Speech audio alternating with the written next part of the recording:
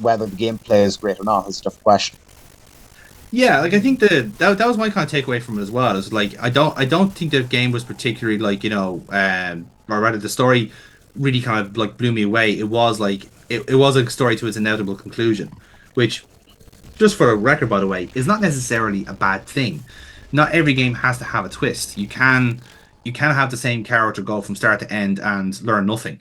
You know what I mean? Like that's kind of what the whole commentary of it is. The fact that like the very serious like situation, the grim situation that they're in, means that they're devolving to their most basic human form, which is not particularly pleasant. It's survival mode to a certain degree, and you're defined by your traumas. You know, no, It's also my possible. argument. Go on, sorry. No, you were going to say, James. So you continue on there. Uh, I would say that the kind of survivalist show, if we're saying sorry, if we're saying, sorry, getting very distracted with part of this happening. Yes.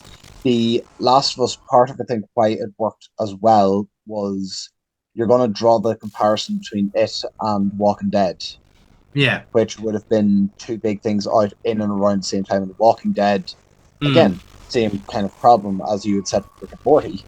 Once you know that you have a bank of the franchise that you have to make last for the next 5 years, Yeah. you you start slow walking your storylines.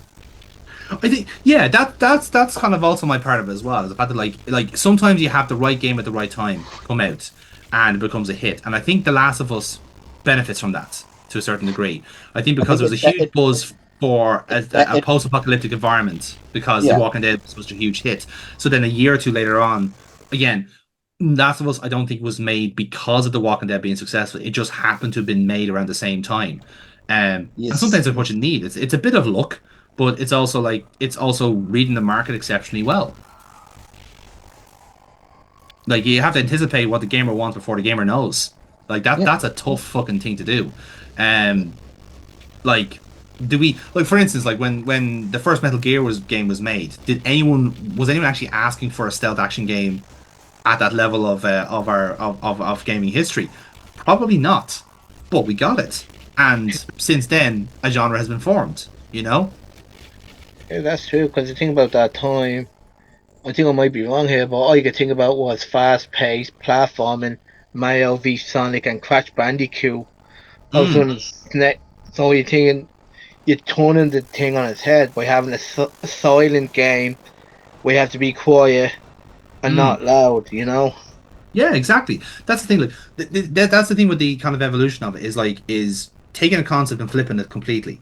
Um, so like with the Metal Gear game, but it always comes back to like it was the fact that you had limitations, and that's why things are made the way they were. So the reason why Metal Gear, the original back in like 1987, I think it is, for the MSX, the reason why that became a stealth game is because the game engine they had was so bad it couldn't render 4 bullets at any given time. That's literally it. It couldn't render like the maximum it could do, like projectiles that could stay on screen are 4 bullets. So it Wow. couldn't be so the actual like the creator Kojima was told by Konami, I want you to make an action game. It has to be a shooter. I was like, okay. Slight problem. Your game engine is not good enough to do that. So what did he do?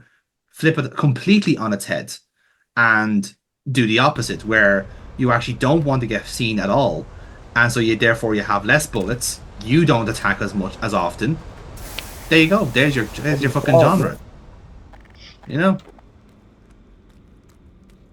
and like all these different other ones. Like again, like every now and then something like that was going to happen because again, that's an evolution as opposed to something like fine. Like the parkour era is one that I think of as well. Like once everything went from PS to PS3, and now suddenly you're able to have like ledges and objects and everything's all able to be climbed on. Every game became a parkour thing. You had Assassin's Creed, Infamous, Prototype. There's another one I can't do, Crackdown, that we played in the series as well, and we played the Saboteur, which was more the same as well. That just became part of sandbox gaming. You know what I mean? Like that, every sandbox game now had a bit of that to it. You now climb on things, or now you can swim. Like fucking swimming was like a revolution in its own right. Because now, holy shit, oh water is god, yeah. no longer death. You know? Swimming used to be well, in a lot of ways, the worst aspect of any video game. Hey, we Yes. figured out how to do physics in another. We figured out how to do another little bit of physics. Now you're going to Mm. have to run around this area for the next 1 or 2 hours. Yeah, exactly. Good Um, luck. Good. Yeah, exactly. Good luck. Yeah. Um, that was it. That was just another part of it. Like, yeah, it's like everyone, someone does it well enough, and everyone goes, "Oh yeah, that's really good." Like, again, that's why like first person shooters evolved from like the likes of like Perfect Dark and GoldenEye, fucking brilliant first person shooters. But then Halo does it slightly better. Call of Duty does it slightly better. Next, move on, move on, move on. You know, so that's why like but it's also the case of like there's always been that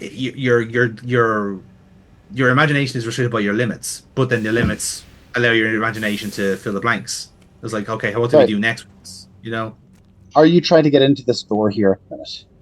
I am. It's just so the problem with the thrusters are not this door here now. The door is off limits, but what I'm trying to do is go up and around, Okay. and just the thrusters are just betraying me here. The physics are being Ah, physics. Yeah. okay. Okay. Okay. So what's happening is because the thrusters have so much momentum, I'm basically bouncing off the walls and ledges, and then every now and then the spacebar goes no, which doesn't help matters either.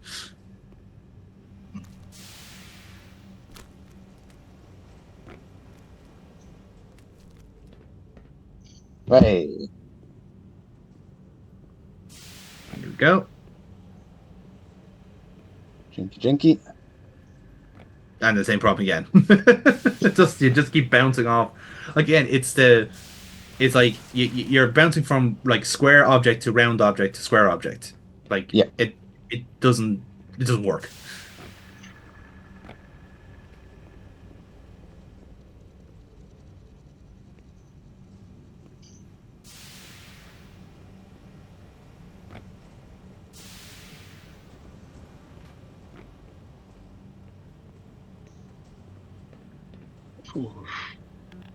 It is quite nice that they have these hygiene facilities around for people to use.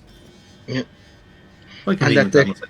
and that they're compatible with humans as well. Yeah, add a bonus.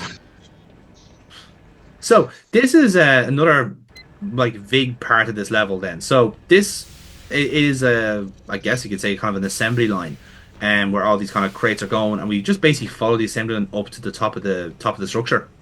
It's Hmm. basically what the next part of the game is, and again it takes quite a while. To truth be told, it is quite a busy part of the game.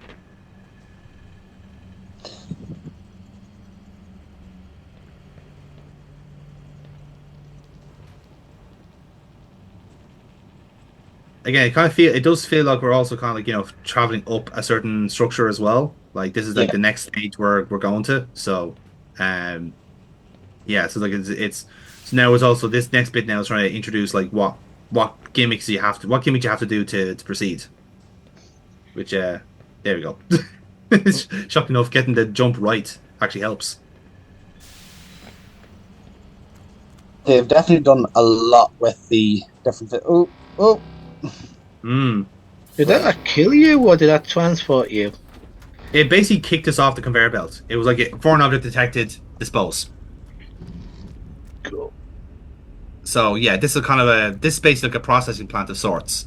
Um, so all the monsters and creatures we were creating the first time, basically up the pipe, and oh hello, remember these guys?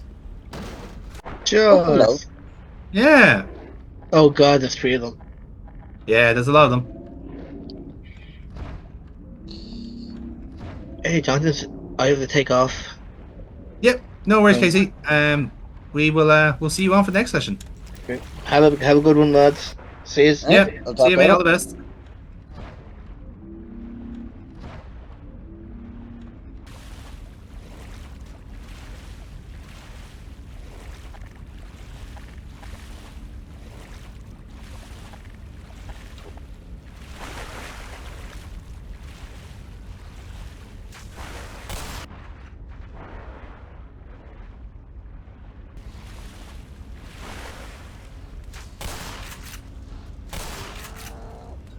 So yeah, we got Um. all the classic enemies are back here. All the amphibious ones are Yep. back here. Just one more go around. Fair enough. And Yeah, again, as you had said, like this is basically we're making our way back through what was a Black Mesa-esque facility. yeah, pretty much. Like it's certainly like I don't recall there ever being a assembly line of soldiers, but yeah, it's like as I But said, there definitely had tips to it. we absolutely had conveyor belt Yeah. shenanigans. Oh, definitely. Yeah. Like this is analogous to the ore processing area. Yeah. Yeah.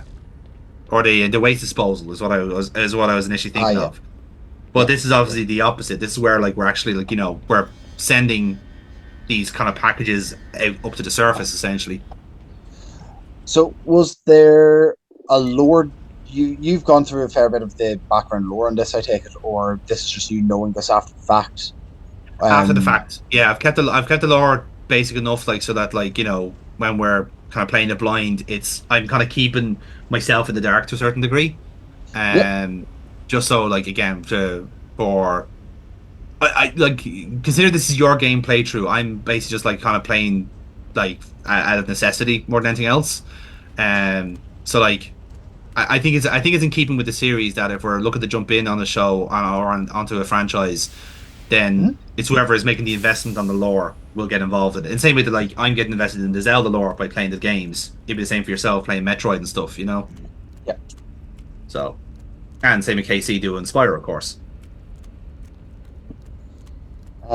So I will say I had kind of I was happy to play through blind Mm-hmm. with this without knowing the lore, but I'd say if I was to play through aware of what all the lore was, that would probably change how I would engage with this throughout. Yeah. In fairness, like at least from my understanding, my very basic understanding, Half-Life 2 is basically what actually puts the meat on the bones in terms of the Yes, story and plot and backstory. Um Everything else is kind of like the kind of apocrypha and stuff like that is like, discovered elsewhere in the game. And yeah, Half-Life 2 is what actually like, gives you the spells out the story to you in the same way that like Portal did with Portal, like the yes, second Portal game.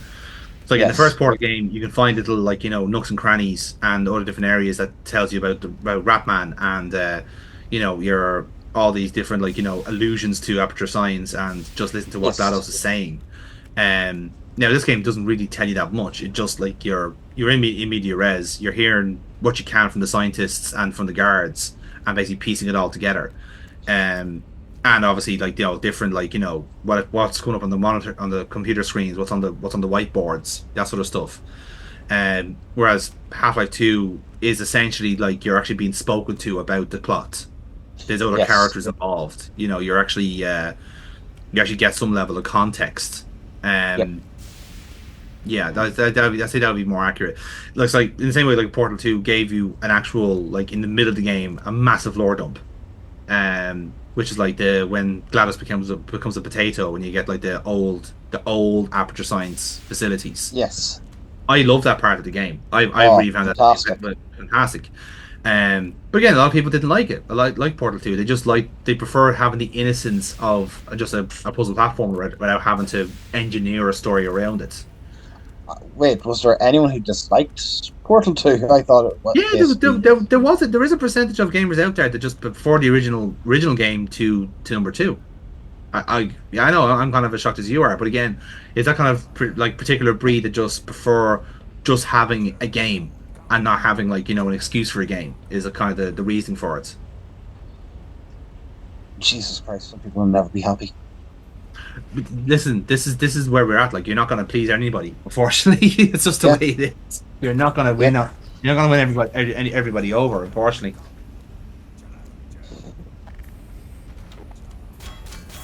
Like, how could you be unhappy at? Ugh, Even you I'm trying to sorry like that work out the brain, like yeah. that is frustrating Hmm. that people have like, oh, I liked it, but I didn't like when they explained their shit. I think the problem, the main objections I found was that they found that he put through too many gimmicks in. So when they did the original Portal puzzles were all physics and all like spatial awareness and stuff like that. Yeah, Whereas Portal 2 had the gels and the all these other different like mechanics he threw in. Again, I didn't particularly think that was a bad thing. I think that's good to have more different gameplay. It's kind of like the we were actually having this discussion on the worst games list, which is hopefully coming out soon. The third Spiral game came up in the conversation because it was basically like a kind of a proverbial shit the bed moment, where you kind of like introduce too many gimmicks and too many different new things, and Yes. it kind of like makes it unpalatable because all you want is to play a Spiral. We don't want like whatever this shit is, kind of way. Um, and I get that after playing the three Spiral games, like first Spiral game is absolutely excellent and just really chill and really relaxed way of playing. The second Spiral game, throws a few different new things in. You have like the little mechanics and powers. You've also have your little objectives you can do each level, a story in each level, which I thought was a good thing. But the third game got it wrong, in my opinion, with having extra characters which like all of them are designed to slow the game down, you know, and like everyone kind of likes Spyro, so why are we throwing in these new people when we don't particularly want them, you know? Um, Okay. so that was the kind of conversation. Like again, depending on how you remember, like if you like the third Spyro game, that's absolutely fine. But I think some people just kind of like went like, yeah, I kind of just don't like this experience. I was like that with the Crash games. My personal favorite of the Crash games is the third game, but a lot of people don't like it because of the powers and the gimmicks involved, which I think is a bit unfair on the game. But again, that's just a matter of personal Okay. opinion. I will say I'm more familiar with the Crash than the Spyro ones, Yeah, but I will say things like there were. I'm not unhappy that they made any trials, and I'm not upset that they tried anything new. yeah, But same. they had quite a number of misses Mm. that, like the water ski levels, I would Yeah, see I as did. being quite heavy misses, and they need to Mm. I would like the okay. I'll use Rayman as another example then, right? So Rayman, like the first game is, which you played a bit of the first Rayman, is just a very very pure and very like precise platformer. It's very very particular. It's quite a slow platformer actually because you need to be very particular where you land and how you jump and all these different things. They have to be good. You have to be get good at this whole platforming thing. The second game is a complete rework, but that's because it's gone from 2D to 3D, so it needs to be different. And so that's why like it's changed how Rayman shoots his fists, right? Like how he glides around the place, and then yes, throws in a few couple of new powers. He can learn how to swim. He can charge up the fist differently. Every now and then he's able to fly properly. That was in the first Rayman game. That's not particularly different. Um, what is different is the fact that there's a story plot to it and there's characters and all these different like basically side kind of like bitches that you can work with. Um, the third game again, I think is the best of the three. Uh, Introduced this thing of like basically combat fatigues, which is essentially different flavors of Rayman essentially is the best way to describe it. So if you pick this color, he has this power, and they all serve different purposes. So one could be like a rocket fist, the other one can be an actual helicopter, so he flies around for a bit for a while. All these different things. And that game I think is absolutely superb because I think to get the balance right between having the right gimmicks and then not overcooking it and outstaying its welcome with it. They all serve a purpose, they all have a function, and we leave it at that. It doesn't define the game, you know? Jesus. This is some bit of platforming going through here. I know. Do you see how precise those fucking platforms were? Yeah. Holy shit! Like, like this is a grown ass man trying to balance on like fucking like I wouldn't even call them ledges, just pieces of metal. Yeah. Jesus. Yeah, but this essentially this level is just basically just keep climbing up the structure and keep running up that proverbial hill. Yeah. Keep pushing So it. pretty much we're capable. Like this is exactly what she thought of when she made the game actually. And there's the episode title. Indeed, and we'll leave it there for tonight, lads. As we land on a fucking on a lamppost. Good night, everybody. See yous.